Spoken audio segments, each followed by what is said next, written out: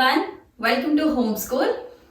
So in the today's class, we will take up the remaining classes under the superclass Tetrapoda. So previous video we have completed one superclass, that was Spices. Under that we had also seen two superclasses, that is one was Chondrichthyes, other one was Osteichthyes. As well as we had also seen the one particular division, that was Agnatha, and under that one class was that was Cyclostomata. So Cyclostomata, Chondrichthyes as well as Osteichthyes. So we have seen three classes. So now in today's class, the next super class under the Gnathostomata.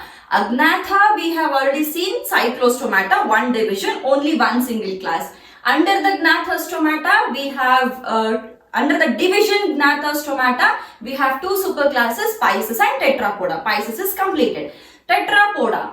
So these are the members which actually have the limbs or which bear the limbs. So these are being placed under the Tetrapoda. So under the superclass Tetrapoda, we have four classes, and the first among those four classes is the class Amphibia. So we will see what are the general characteristics of the Amphibia. So we know that as the name itself suggests, the Amphibia is nothing but the organism which is able to survive or which lives in the land as well as in the water, which is aquatic as well as terrestrial. We call such organism as the amphibians or the amphibians. So we will first write the general characteristics. The first characteristic is these are aquatic and terrestrial.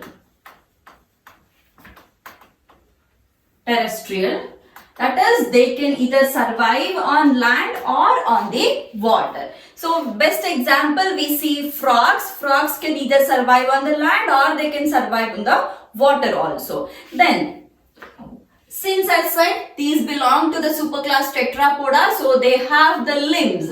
So how many limbs are present? They have two pairs of limbs. Two pairs of limbs are present in the class Amphibia. Then moving on to the body structure. So the body is differentiated into head, trunk, and sometimes you get to see tail also.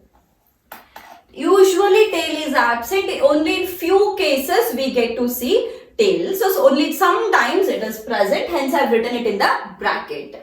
Then after the body, moving on to the texture of the skin. The skin is usually moist in nature. Skin is usually moist in nature, and there are mucus glands. There are mucus glands present on the skin, and these mucus glands which are present on the skin, they keep the skin moist usually. Okay, then moving on to the various systems now. So like digestive system, respiratory system, circulatory system, all the systems we will see. So firstly we will speak about digestive system. So the amphibians are usually carnivores in nature. They are usually carnivores, and here also we see one particular structure called as cloaca. So we have already seen what is cloaca. Cloaca is a common opening for the digestive tract, for the for the excretory tract as well as the reproduction. So cloaca is present, which is a common opening or a common chamber for digestion, for excretion and for reproduction. Okay, so about the digestion, it is the cloaca is the important part of the digestive system. Moving on to the respiratory system. In case of the amphibians, the young amphibians, okay, the young amphibians usually they respire by using the gills. So if you observe amphibians, what happens? Let's take the frog only as the example. Small frogs or the baby frogs or the young frogs, tadpoles, usually they most of the times we will see them in the water only. Rather than on the land, we see them on the water only. So young amphibians, usually they will be in the water. Hence, they respire by using the gills. Whereas the adults, in case of adults, sometimes they respire through the skin and also they respire through the lungs. In case of adults, if they are in the water, then they respire by their skin. And if they are on the land, then they use lungs for their respiration.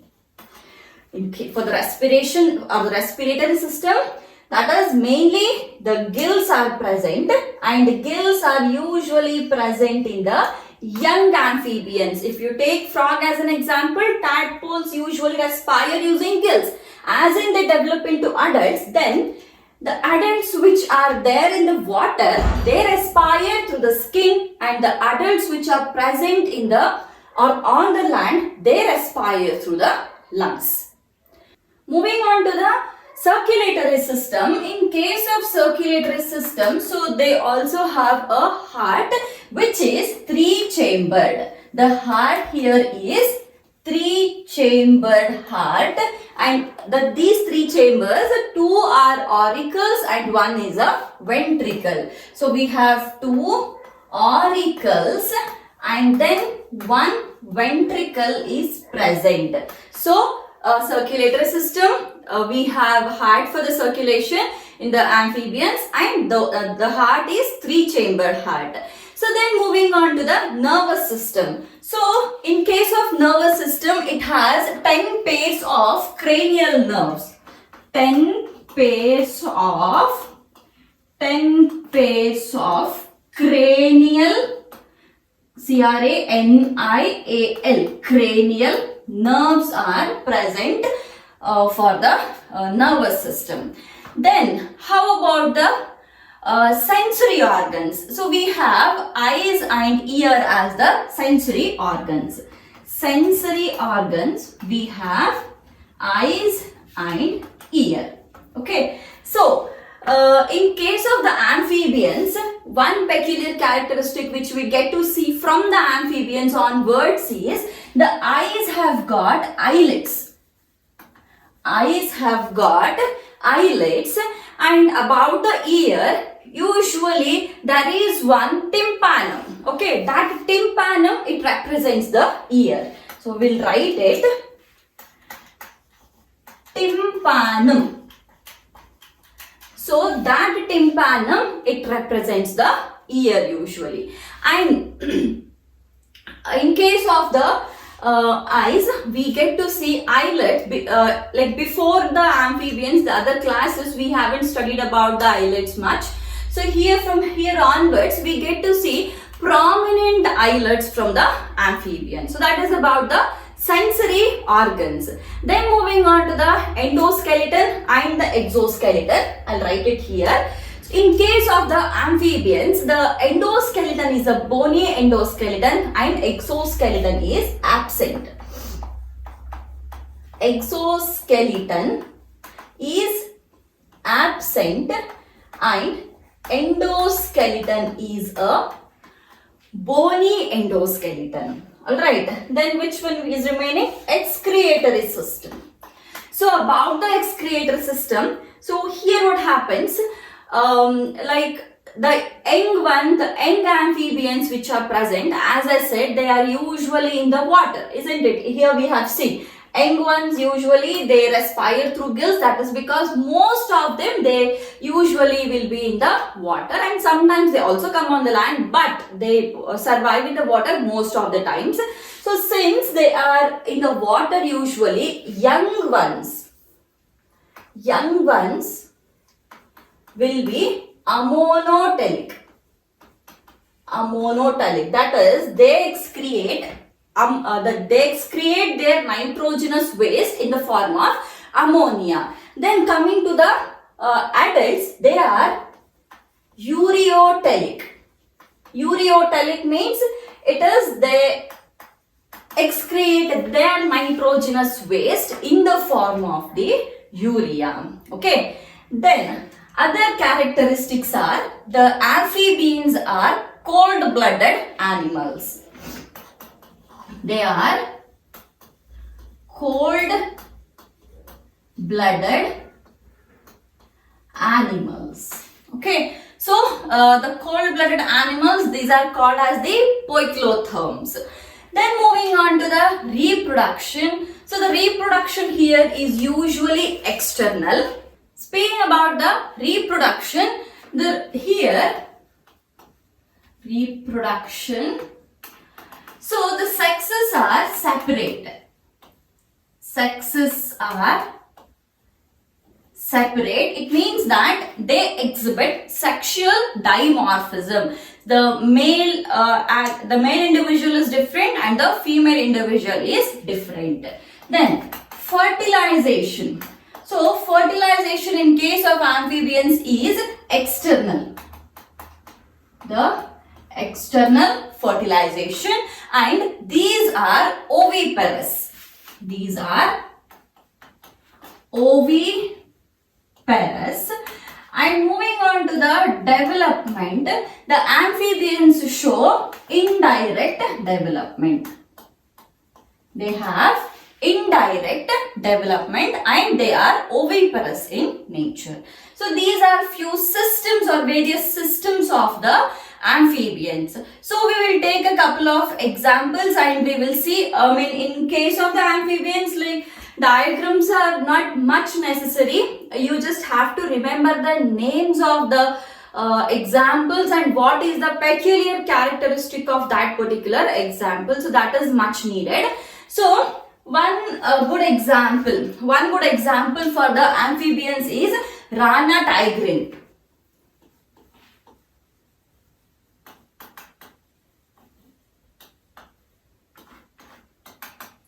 So Rana tigrin, so in the very common terms we call it as the frog. As we have already seen that they show sexual dimorphism, that is the male frog and the female frog are different. So one peculiar characteristic of the male frog here is they have got vocal sacs. So you might have observed during the breeding season especially, like they make a particular sound. Through that sound they usually attract the female frogs, and for that attraction they have to make that particular sound. Hence the male frogs have one extra organ in them which is called as the vocal sac. And they also exhibit metachromasis. Metachromasis is one particular property of adapting themselves to the surrounding color. Here you should be very careful. They are not changing their color like the chameleon. Usually chameleon, or how you pronounce it, chameleon or chamelon. So it changes the color based on, or like how exactly the surrounding color is, based on that they change their color. But here the frogs are not changing the color, the frogs are getting adapted to the surrounding environment or surrounding color. So that is called as the metachromasis. So we will write, so Rana tigrina, which is the Indian frog. Indian frog. So the main characteristic of the Indian frog is, other characteristics will hold good for the same. Amphibian general characteristics will be seen in the frog general characteristics also, that is they show sexual dimorphism and digestive systems have got cloaca, and young frog will respire through gills and adult will respire either through the skin or through the lungs. Everything remains same, the sexes are separate here, all the things are same. The only thing is here the male frog, okay, the male frog have got the vocal sacs. So due to the presence of the vocal sacs, so they produce a particular sound during the breeding season which will attract the female frogs for the reproduction. Then another character is they exhibit metachromasis. They exhibit metachromasis. That is, they get adapted to the surrounding color. Then one more example just to quote is the salamander. We will again write here salamander. So salamander is again the same. They have the same general characteristics, but when it comes to the excretory waste, when it comes to the nitrogenous waste, we had seen that young ones usually excrete ammonia or the nitrogenous waste in the form of ammonia, and the adults usually in the form of the urea. But in case of the salamander, both the young as well as adult organisms will excrete their nitrogenous waste in the form of ammonia only. So this is the only peculiar characteristic for the salamander. So these are the two examples which you have to remember for the class Amphibia. Then moving on to the next class under the superclass Tetrapoda. So that is the class Reptilia. Next class is the class Reptilia. So these are the organisms or the animals which usually have the crawling or the creeping mode of locomotion. However, they also have limbs. So moving on to the general characteristics of the class Reptilia, these are mainly terrestrial. These are mainly terrestrial in nature and they have limbs. They have limbs which help in crawling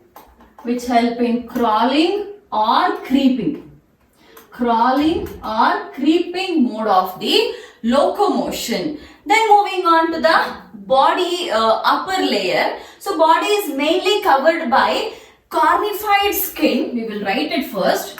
Body is covered by cornified skin. And the epidermal scales or the scutes. I'll tell you what exactly it is. Epidermal scales, or we also call them as scutes. So this will actually make up the exoskeleton of the members of the Reptilia. So Reptilia members, since they have, the scales, the epidermal scales or the scutes, these are actually a dry part or they are non-glandular part. So we previously, in case of the Amphibia, we had seen that those were glandular. The skin was glandular. It means that they had the glands which were producing mucus. So here in case of Reptilia, these are non-glandular. That is, they don't produce mucus. Hence, so this will represent exoskeleton, and hence that exoskeleton is dry and non-glandular. Non-glandular exoskeleton is present in case of the Reptilia. Then moving on to the various systems now, like digestive system and everything. Firstly, about the digestive system, again we have cloaca here. Cloaca, which is a common opening for the digestion, excretion and for the reproduction. Then moving on to the respiratory system here. The respiratory system, they have lungs, that is they usually show pulmonary respiration, and pulmonary respiration is mainly through the lungs. We have reptiles have lungs for their respiration. About the circulatory system. Circulatory system, again heart, which is three-chambered. Heart, which is three-chambered, is present, and out of those three chambers, it is again 2 auricles and 1 ventricle. 2 auricle, 1 ventricle. Right. Then after the circulatory system, the next system is the excretory system. So here these are ureotelic, and as we have seen that cloaca is also present, which is also helping in the excretion. So excretory system, these are ureotelic, that is urea is excreted out of the body.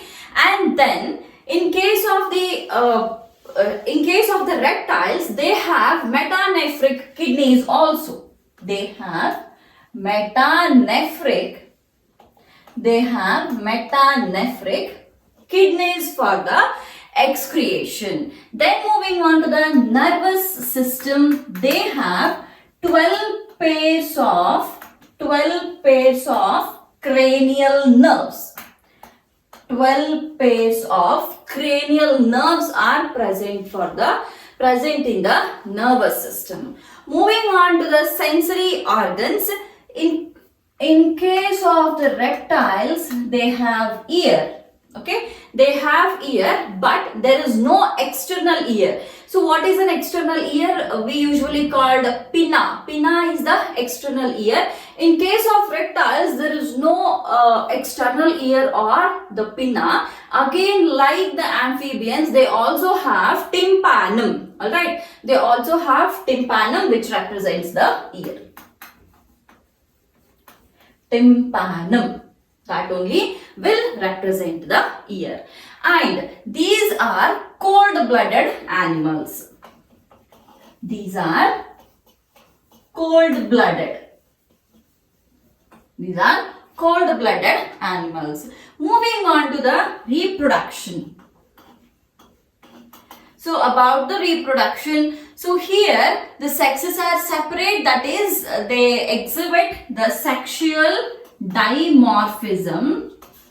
Sexes are separate, they exhibit sexual dimorphism, and fertilization is internal. Fertilization is internal, and these are oviparous. These are oviparous in nature, and they show the direct development. They show direct development. And they also have, you have to remember, since they are tetrapods, they also have 2 pairs of limbs. Fine. So these are the general characteristics of the class Reptile or Reptilia. Then again we will see 1 or 2 examples here. So to take up the examples, the first example we will take is the wall lizard, and another one is the crocodile. And as I said, the diagrams are not much necessary here. We will just see what is like 1 or 2 very peculiar characteristics which are confined for only that particular example. Okay, the first one is wall lizard.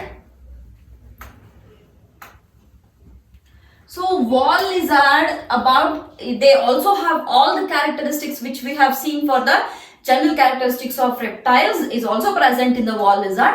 Apart from those, they also have one particular character, that is they have adhesive parts. They have adhesive parts on ventral side. On ventral side. So this is one peculiar characteristic of the wall lizard. Then the next example is again the chameleon. Which example falls under which particular class? You have to remember that. Next is the chameleon, and of course the characteristic here is they change the color. They change the color dependent or based on the surrounding color is the distinguishing characteristic of the chameleon. Then moving on to the crocodile. We have seen that in case of the reptiles, we see 3-chambered heart, isn't it? So all the reptiles have 3-chambered heart. Crocodiles are the only reptiles which have got 4-chambered heart. Which have got 4-chambered heart. These are the only reptiles which have 4-chambered heart. Then another one example is cobra. So, speaking about the cobra, these are this very peculiar character of the cobra is they have the hood which is formed by stretching of the neck. They have a hood which is formed by stretching of neck. Okay, so this is none of the reptiles or most of the reptiles doesn't have hood, but the cobra has got the hood. And they also have bifid tongue. This is one character. Other character is bifid tongue. So bifid tongue is like the tongue is split like this. In case of the snake, if you remember the snake's tongue, when it puts it out, it usually has two parts, that is, it is split into two. So that is called as the bifid tongue. Another important character which is only seen in the cobra is the Jacobin's organ. So I'll first explain what exactly it is. See what happens when it puts the tongue out, whatever particles are there, whatever small particles whichever have got the smell or which doesn't have smell. So all those particles will get stick to the tongue, and that tongue will be taken inside by the snake. When it takes inside, that tongue will touch the buccal cavity. Buccal cavity is this one. The upper palate is called as the buccal cavity. So that imagine this is the mouth. This is the mouth of the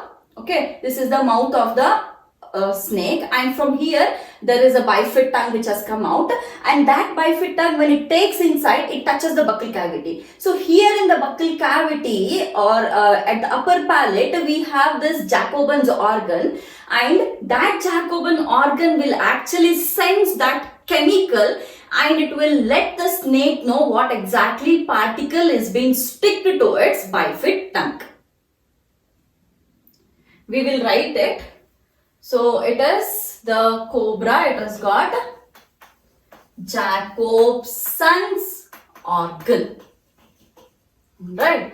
So these are few examples and their peculiar characteristic of that particular example. So next we will move on to the next class. The next class under the superclass Tetrapoda is the class of Aves or the class of birds. So, Aves mainly contains or mainly have the members of birds only. So, we can also call the class of birds, or Aves can also be called as class of birds. So, moving on to the general characteristics. So, here the birds or the Aves, they have a very proper streamlined body with feathers. They have a streamlined body with feathers. Then since they are also belonging to the superclass Tetrapoda, they should definitely have limbs. So they have hind limbs and forelimbs. In case of the birds, the forelimbs are being modified into wings. Forelimbs are modified into wings, and hind limbs, that is, they have two pairs, one pair of forelimbs and one pair of hind limbs. Hind limbs, they have scales and they are modified for walking as well as swimming. So hind limbs have got scales and they are modified for walking and swimming. Alright. Then birds usually have dry skin without any glands except one gland which is called as the preen gland. Birds have dry skin without any mucus glands, but however there is one particular gland which is called as the oil gland, or the name of that oil gland is the preen gland, except preen gland. I'll tell you what exactly the preen gland does, or which is also called as oil gland. Preen gland, or it is also called as the oil gland. And this preen gland is present at the base of the tail. So if you see the structure of a bird, so the end part, which is like a tail-like structure, so just below that tail-like structure, the preen gland is present. Then so the preen gland, usually it produces oil, and what happens is, if the bird has to fly properly, then its weight should be very less. So very often bird keeps on coming in contact with the water, and sometimes what happens, that water will sit on the will be absorbed by the feathers, and they pick up the weight. If the weight is picked on, then the flying will become difficult for the birds. So this preen gland, it produces preen gland, which is also called as oil gland. This produces some oil, and that oil is usually, or that is continuously spreaded all through the feathers. So the preen gland which produces the oil, that oil will be continuously spreading to the feathers, or the birds will spread it on its feathers. And when the oil is present, usually water will not stick onto the feathers, or water will not be absorbed by the feathers. And since the water is not getting absorbed, now the weight will not pick up, and hence it can easily fly. So that is the reason of the presence of the preen gland in case of the birds. Then there is a beak without teeth. So if bird eats anything, it will not crush it like we do or other animals do. Since it doesn't have teeth, whatever it eats, it will directly swallow it into the inner organs. Okay, there is no teeth in the beak of the birds. Then moving on to the endoskeleton. Endoskeleton is bony. Endoskeleton is bony, or in other terms we can call it as ossified. Okay, endoskeleton is either ossified or it is bony, and all the long bones which are present in the birds, they have hollow air cavities. Long bones are pneumatic. Pneumatic means they have hollow air cavities. Right, all the long bones. So what is the reason why they are pneumatic? That is, so the bone strength will be more usually. So if the bones are hollow, then the weight of the bird reduces and it helps them in the flying. Okay, then the sternum. Sternum is the chest bone, we can call it as. So the sternum is also present in the birds, but it is not like in the case of we humans. We humans have flat sternum, but in the birds it is keeled. Sternum is keeled. So what is keeled? Keeled means it is usually V shape. So we have a flat sternum like this. Alright, we have a flat sternum like this. But in case of the birds, the sternum is like this. Okay, so here there is one flat surface, here there is one flat surface, so here is a joint of the sternum. So these surfaces are called as the keeled surfaces. So the sternum is the chest bone, or we can call it as breastbone. Okay. Then these are few external characteristics. Then moving on to various systems in the bird. So firstly, digestive system. We have seen that there is no teeth in case of the birds. Then moving on to the circulatory system. So circulatory system, here we can see four-chambered heart. Four-chambered heart. So we call it as a complete circulation. Complete circulation. It means that there is no mixing up of the oxygenated and deoxygenated blood. So we call it as a complete circulation, or we can also call it as a complete double circulation. Alright. Then in the excretory system, here the nitrogenous waste which is excreted by the birds is uricotelic. So till now we had studied ammonotelic and ureotelic, but this is the first time we are seeing uricotelic. Uricotelic is the nitrogenous waste is in the form of uric acid. Ammonotelic nitrogenous waste is in the form of ammonia. Ureotelic nitrogenous waste is in the form of the urea. Uricotelic nitrogenous waste is in the form of the uric acid. Alright. Then they also have kidneys anyways. They also have the kidneys. Then moving on to the nervous system. So here there are 12 pairs of cranial nerves. 12 pairs of cranial nerves are present in the nervous system of the birds. Then how about the respiratory system? So here what happens, the respiratory system, in the respiratory system there are some air sacs which are connected to lungs. Air sacs which are connected to lungs are helpful in the respiration process. Then about the reproduction, so these are oviparous in nature. Reproduction, they are oviparous, and about the development, it shows direct development. It shows direct development.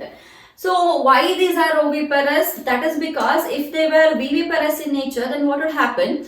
So it has to carry the embryo until the birth of that particular young one. So the weight of the female bird starts increasing and it will be very difficult for it to fly. So what happens, as soon as the egg has been formed with the shell, it will just hatch. It will just get the egg out of the body and then it will be hatched. Right? So these are usually oviparous in nature. And one peculiar characteristic of the Aves is they have got one organ which is called as syrinx.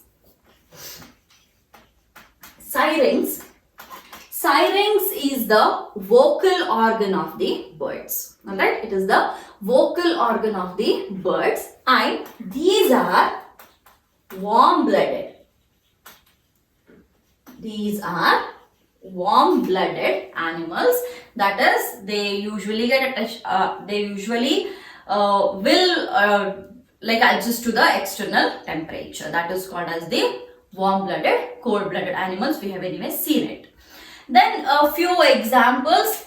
So just to quote a few examples, we can quote like ostrich, we can quote peacock, we can quote rock pigeon. Ostrich, which is the largest bird and the biggest egg is also of the ostrich, and then the rock pigeon. Rock pigeon, these were used as the messengers in the olden days, and then peacock. Many birds. Anyways, you know a list of birds, so you can take any of the example. Okay, so this is about the class Aves, and this is about the general characteristics of the Aves with a few examples. So if they ask, then definitely these all points have to be mentioned. Fine. Then we will move on to the last class, that is the mammals. If you look into the class mammals, so they have a very wide habitat. They can be present in the normal conditions, and even they can be present in some extreme conditions like polar ice caps, like deserts, mountains, and some normal habitats like forests, grasslands and everything. So the habitat of the mammals is very wide, and again some of the mammals can fly, some of them can be in the water, and since they have a wide habitat, based on that habitat they also have their characteristics and the systems. So we will write them. So firstly we will write the habitat. So it can be forest, grasslands, they can be in the polar ice caps, they can be in the dark caves, they can be on mountains, or they can be on deserts. Alright, so they have a very wide habitat. So the next is, some of them they can fly, and some they can be in the water also. Some fly and some are present in water, some are present on land, and it goes on. Okay, then moving on to the peculiar characteristics of the mammals. So they have mammary glands.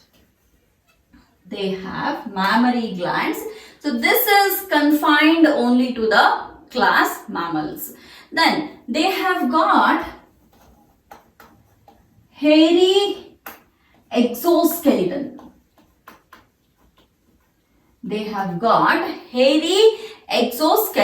This is again confined to the mammals only. Then moving on to the endoskeleton.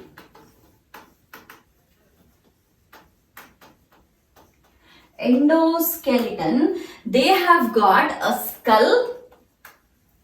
skull, and then 7 cervical vertebrae.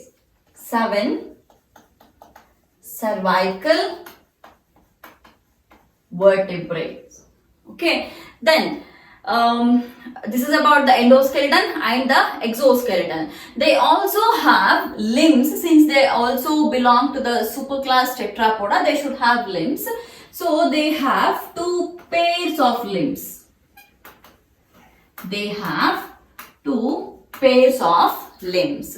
Then moving on to the various systems. Digestive system. Firstly, digestive system is a complete and a well-developed digestive system. So anyways, all these systems we will again study in the physiology in detail. So we have a complete and a well-developed digestive system. Respiration is mainly through lungs. And then the circulatory system, we have a complete heart. Circulatory system is a double circulation.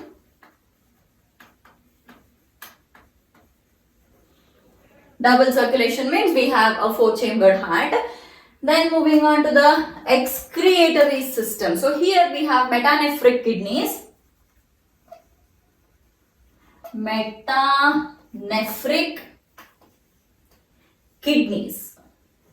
We have metanephric kidneys for the excretion, and we are ureotelic.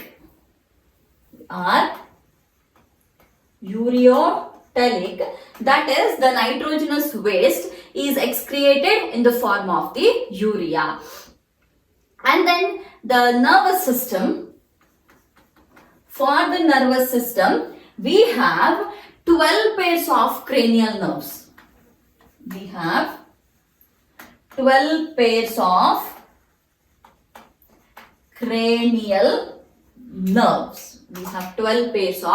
cranial nerves.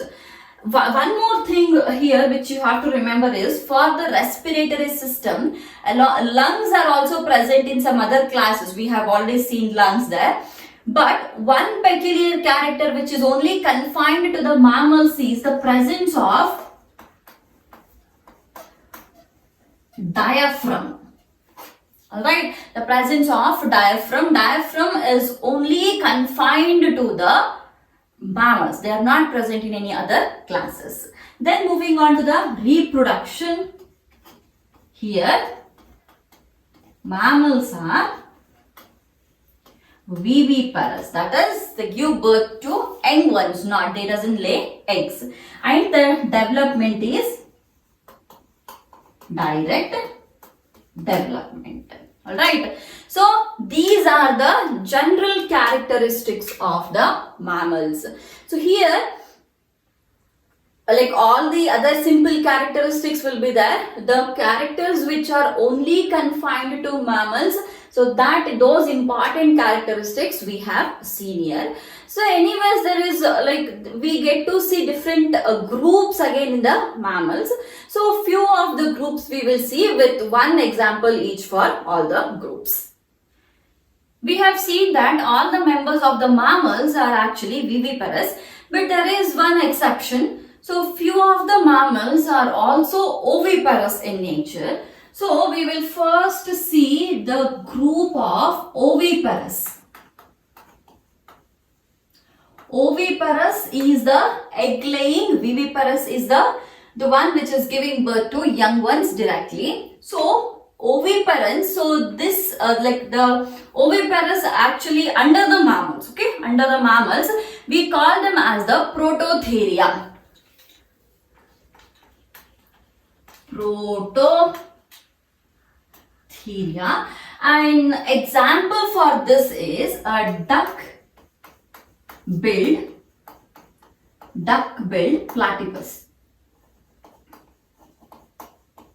Duck-billed platypus is one example for the oviparous, which is the egg-laying mammal. Alright. So the scientific name of this is the Ornithorhynchus is the name of the duck-billed platypus. Then second one, so we have already seen that viviparous.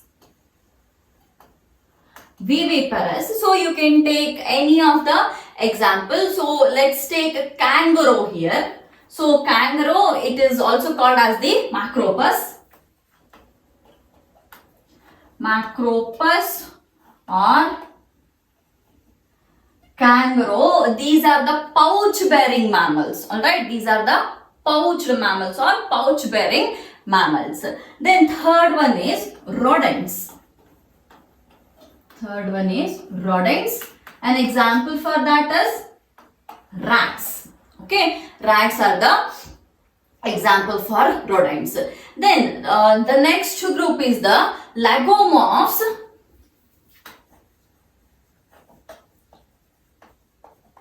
Lagomorphs, an example for that is the rabbit. So rabbit is an example for the lagomorphs. Then fifth one is pteropus.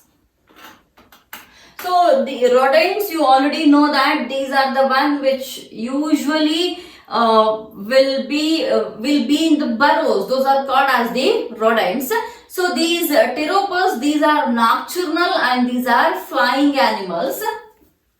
These are nocturnal and flying. An example for this is flying fox.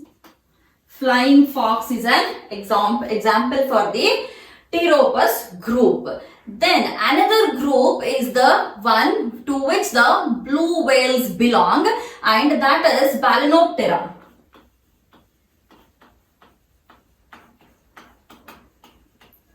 So Balænoptera is the group of the mammals to which the blue whales will actually belong to. Then another group is carnivores. So okay, we can directly write cat, dog and everything. Alright. So these are few important groups of the class mammals. So there are some other groups also, but however these are the most important 7 groups of the 6 groups actually. We have missed somewhere. Yeah, sorry, 7. Yeah, 4, 5, 6, 7. These are the 7 important groups of the class mammals. So this completes your 4th chapter, that is the kingdom Animalia, and I hope I have made the things clear. So most of the everything which is there in the NCERT is being covered in the topics in all the videos, as well as few important topics which are actually not there in the NCERT are also being covered. So I hope I have made you understand properly everything. So in the next class we will come up with the next chapter, that is the 5th, and we are also completing the first unit. The first unit had 4 chapters, so this was the last chapter in the first unit. So we are done with the first unit. So next, the organization in plants and animals is the 2nd unit, and we will be starting the 2nd unit in the next class. So I'll see you guys in the next class. Until then, keep watching the videos.